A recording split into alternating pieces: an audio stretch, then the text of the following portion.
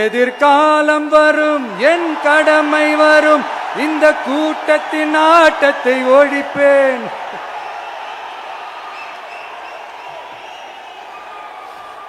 மக்கள் அரசியல் என்ற அந்த சவுக்க கையில் எடுக்கலாமா? யாருக்கு எதிரான தானே கேட்கிறீங்க? வேற யாரு?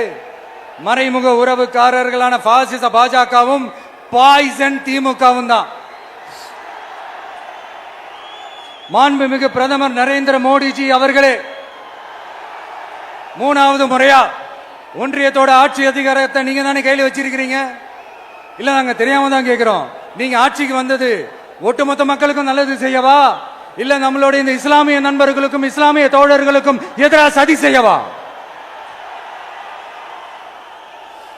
மக்களுக்கு உங்ககிட்ட கேட்கறதுக்குன்னு ஏராளமான கேள்விகள் இருக்குது.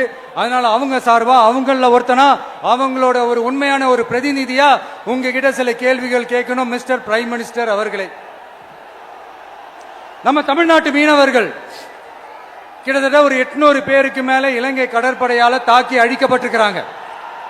அதை கண்டிக்கிறதுக்காக உங்களை பெருசா எதுவும் செய்ய சொல்லல, சின்னதா ஒண்ணு மட்டும் செஞ்சு கொடுங்க. இனிமேலாச்சும் எங்களுடைய மீனவர்கள் பாதுகாப்பா இருக்கிறதுக்காக இந்த கச்சத்தீவை இலங்கை கிட்ட இருந்து மீட்டு கொடுத்துருங்க, அது போதும்.